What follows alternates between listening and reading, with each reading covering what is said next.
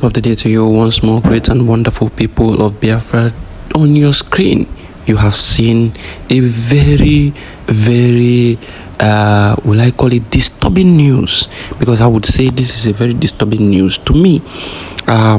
We shall be discussing extensively this news and its relations with Mazi Nnamdi Kanu, and why is Mazi Nnamdi Kanu still in jail. Let us discuss this news. Now, before we go further, I want to read out what has been said. And it says, the news says, federal government drops terrorism charges against Miyetti Allah leader Bello Bodejo in the interest of justice. Mark that word, or mark that statement, in the interest of justice. In the interest of justice. Now, this is the same news. It has also been reported by Sahara Reporter. It said court discharges Miyetti Allah leader Bodejo as Nigerian government withdraws terrorism charge. Nigerian government withdraws terrorism charge. Now, when you begin to hear these things, what comes to your mind? What about Mazi Nnamdi Kanu? Why is it that the federal government cannot withdraw its charges even when they know that they have committed atrocities against Mazi Nnamdi Kanu, even when they know that they have violated international laws? They know they are wrong.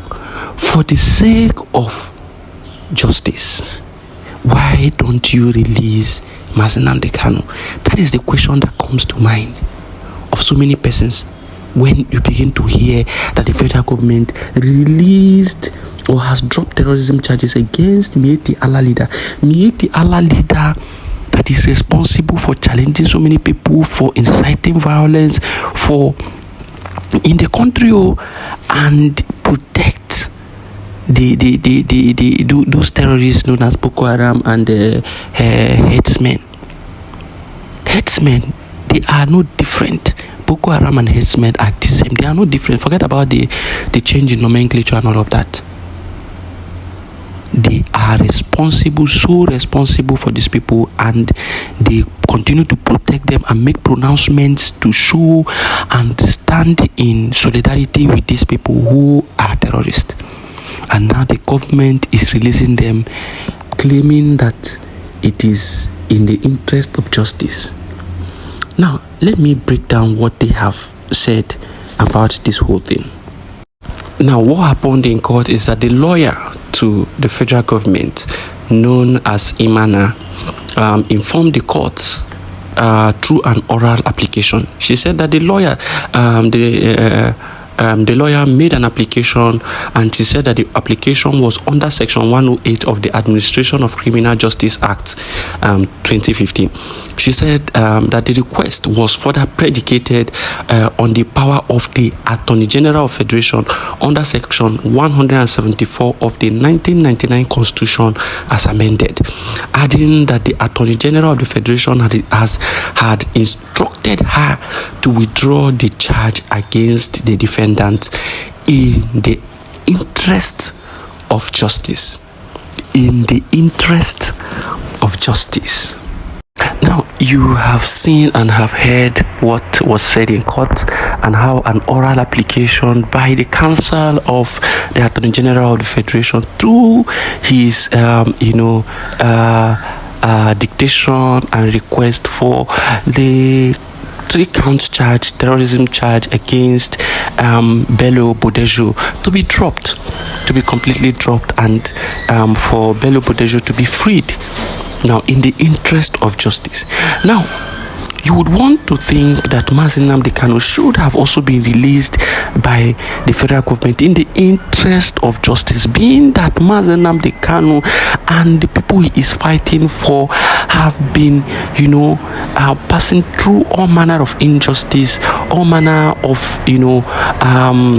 subjugating treatment, and all manner of degrading treatment. What do they do?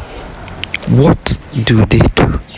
They would not release a man who they have committed crime against.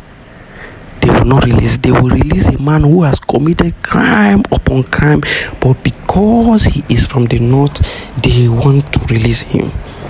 The same thing goes with most of the Boko Haram members who have been captured by the Nigerian army, they would go and release them and rehabilitate them. They will say they have been rehabilitated. Within 6 months, within 3 months, they tell you that they have been rehabilitated and they have been reinstituted or,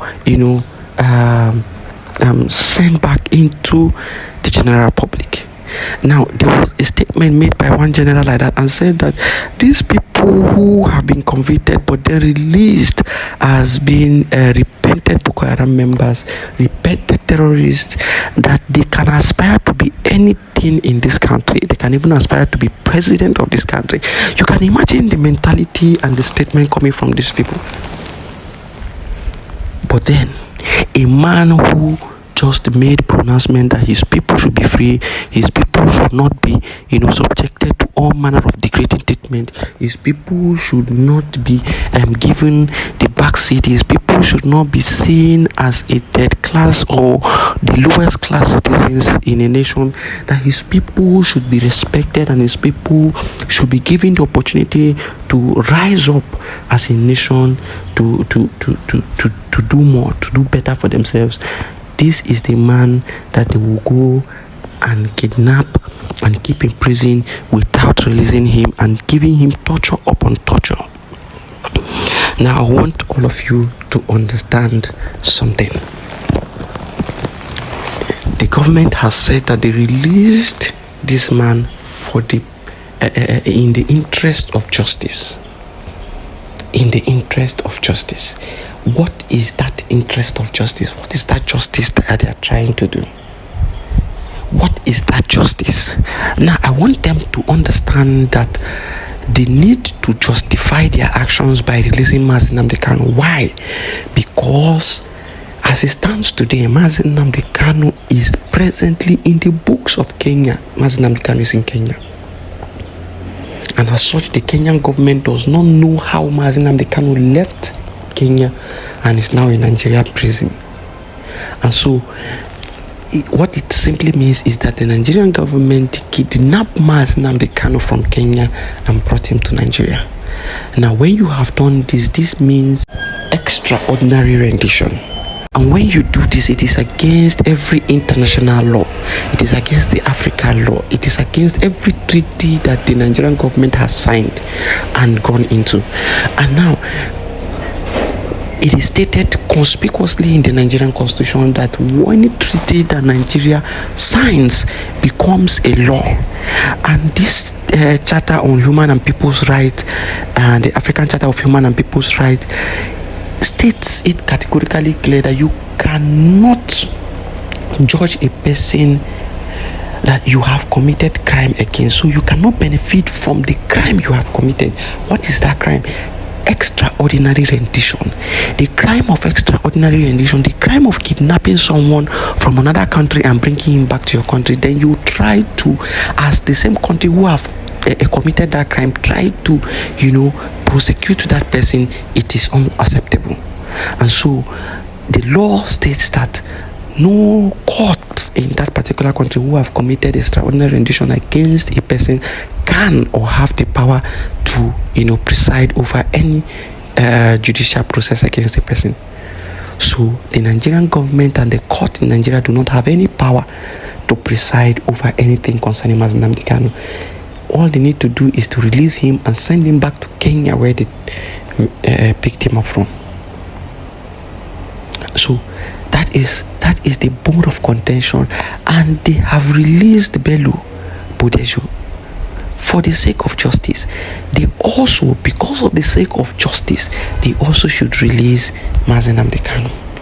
Why is it hard for them to release Nnamdi Kanu? I want to show you what Barrister Aloy Ejimakor said about this.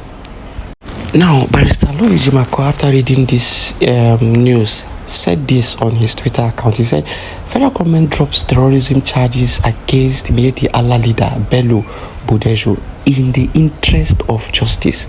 Now, he now went further to say, another news, federal government refuses to drop charges against Nnamdi Kanu in the interest of injustice. Ndibo, ahoy. Now, Barrister Aloy Ejimakor said, Ndibo, ahoy. What does ahoy mean? Ahoy is basically a word used by seafarers, people who travel by boat, ships, and all that, to call the attention of other people around them. Now, what Aloy Ejimako is trying to do is, he said, Ndibo ahoy, is trying to call the attention of Igbo people.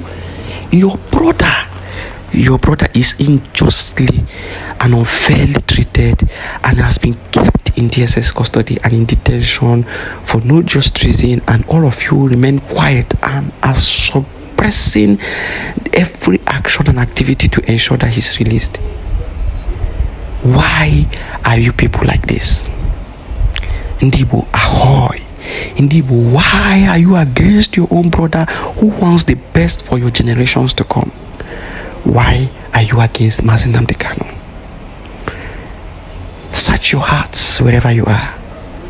Federal government of Nigeria, search your conscience. We know your conscience is dead, but at some point it shall come to life, and you shall search your conscience and discover the evil you are meting upon an innocent man. Discover the evil you are propagating against innocent people of Biafra. The God that sees all, that judges all, that controls the heavens and the earth, shall destroy you all someday. When the time is right, you shall face disgrace. Do the right thing when you still have the time to do it. Else, you shall face what Pharaoh and the Egyptians faced. Thank you for listening. Biafra first.